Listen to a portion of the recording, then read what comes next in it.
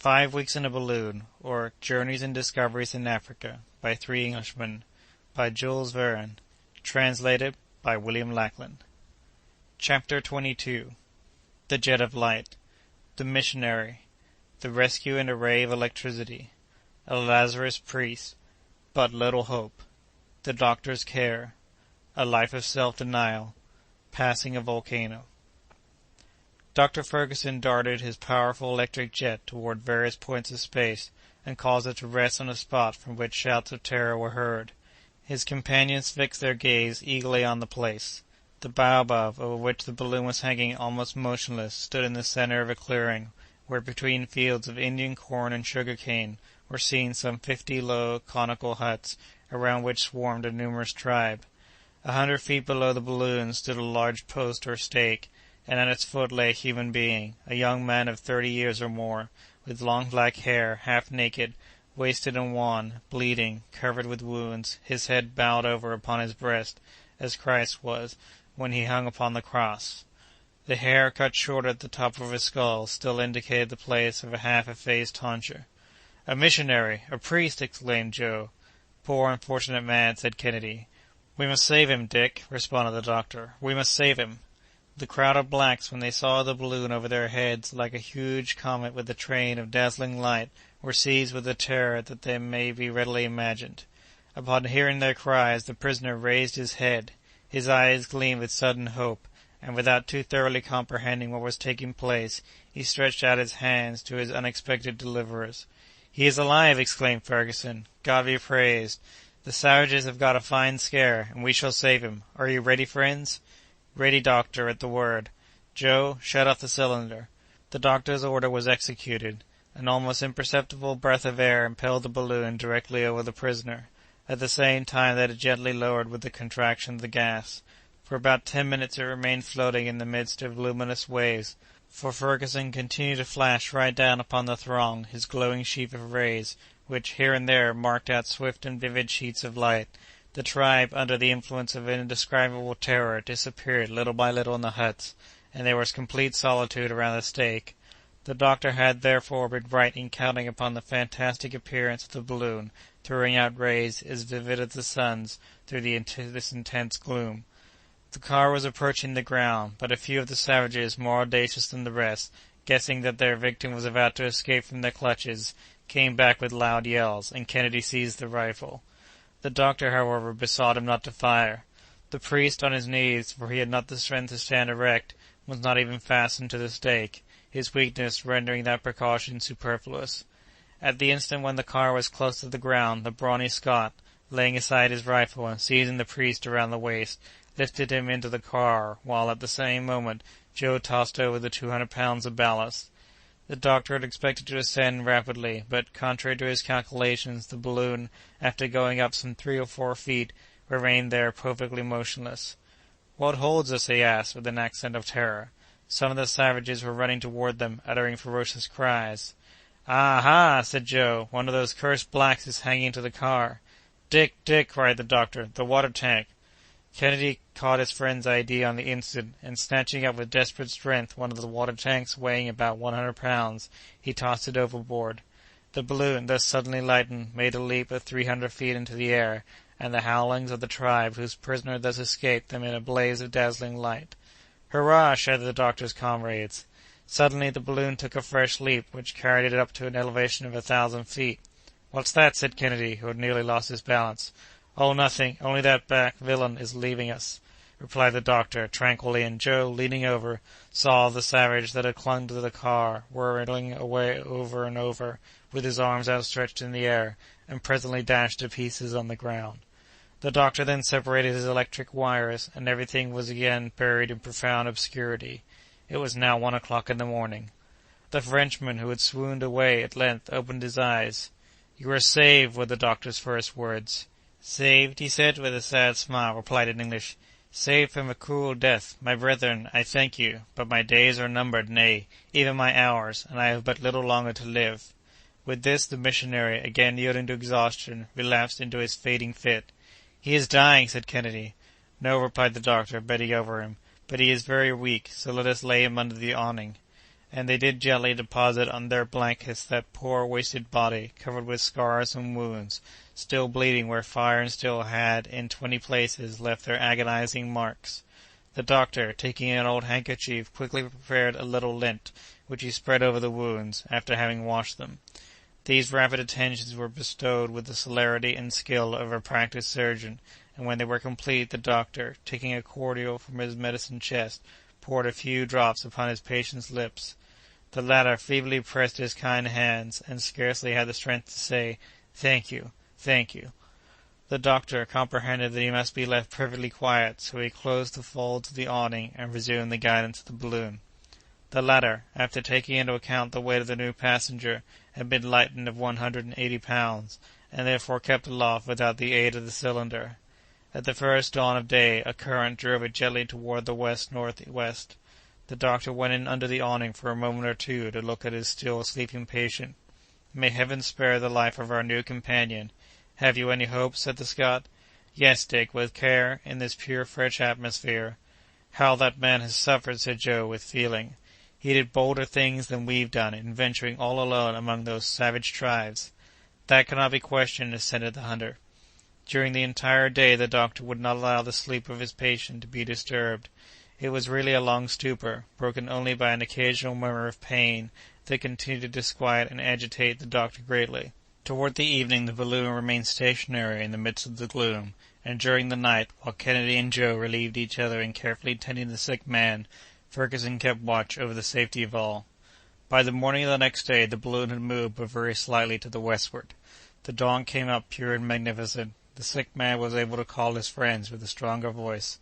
They raised the curtains of the awning, and he inhaled with delight the keen morning air.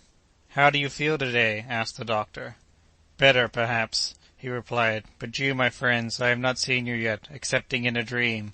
I can indeed scarcely recall what has occurred. Who are you, that your names may not be forgotten in my dying prayers?" "We are English travelers," replied Ferguson. "We are trying to cross Africa in a balloon, and on our way we have had the good fortune to rescue you." "Silence has its heroes," said the missionary. "But religion its martyrs," rejoined the Scot. "Are you a missionary?" asked the doctor. "I am a priest of the Lazarist mission. Heaven sent you to me. Heaven be praised. The sacrifice of my life had been accomplished. But you come from Europe. Tell me about Europe, about France. I have been without news for the last 5 years." "5 years? Alone? And among these savages?" exclaimed Kennedy with amazement.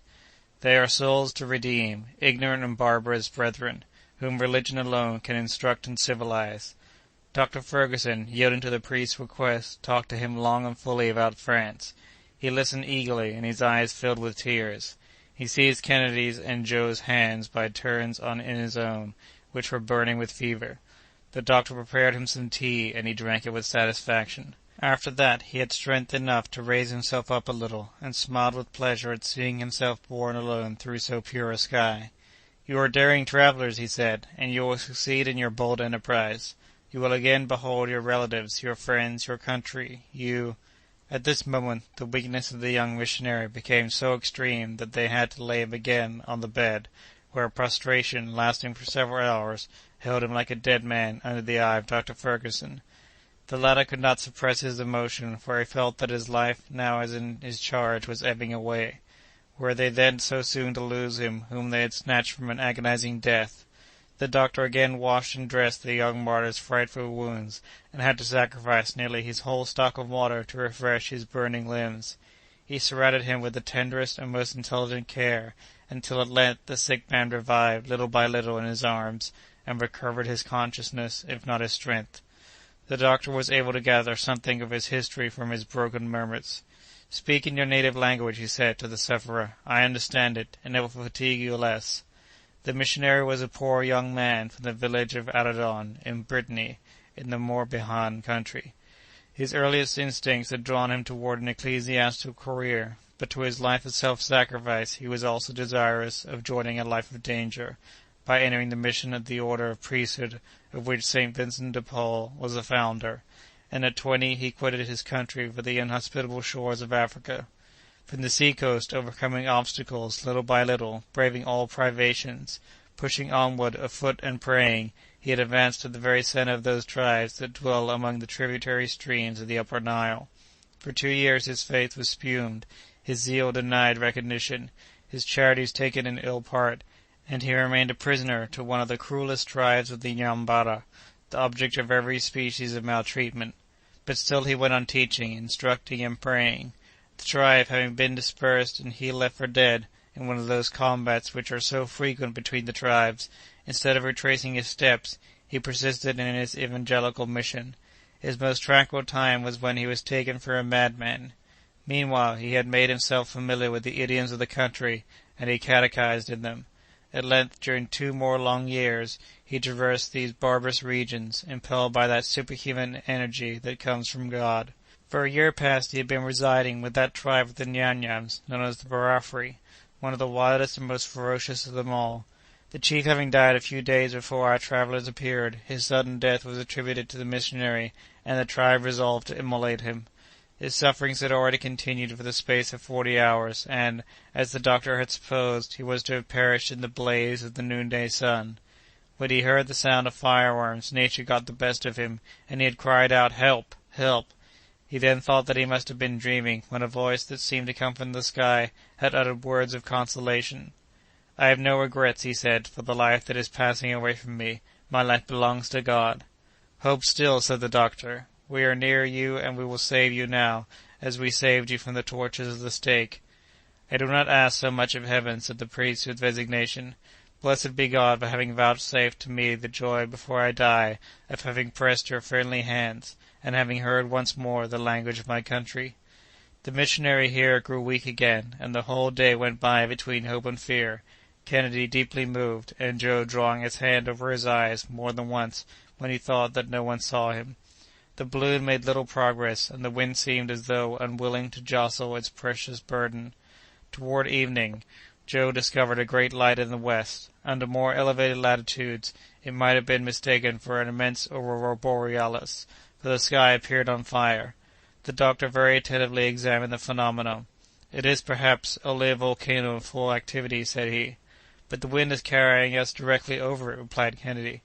"Very well, we shall cross it then at a safe height," said the doctor. 3 hours later the Victoria was right among the mountains. Her exact position was 24 degrees 50' east longitude, and 4 degrees 42' north latitude. In front of her a volcanic crater was pouring forth torrents of melted lava, and hurling masses of rock to an enormous height. There were jets, too, of liquid fire that fell back in dazzling cascades, a superb but dangerous spectacle, for the wind with unswerving certainty was carrying the balloon directly toward this blazing atmosphere. This obstacle, which could not be turned, had to be crossed, so the cylinder was put to its utmost power, and the balloon rose to the height of 6,000 feet, leaving between it and the volcano a space of more than 300 fathoms. From his bed of suffering the dying missionary could contemplate that fiery crater from which 1,000 jets of dazzling flame were at that moment escaping. "How grand it is," said he, "and how infinite is the power of God, even in its most terrible manifestations!" This overflow of blazing lava wrapped the sides of the mountain with a veritable drapery of flame. The lower half of the balloon glowed redly in the upper night. A torrid heat ascended to the car, and Dr. Ferguson made all possible haste to escape from this perilous situation. By 10 o'clock the volcano could be seen only as a red point on the horizon, and the balloon tranquilly pursued her course in a less elevated zone of the atmosphere. End of Chapter 22 of 5 Weeks in a Balloon. Recording by Alex Heatelander, Davis, California. www.alexheatelander.com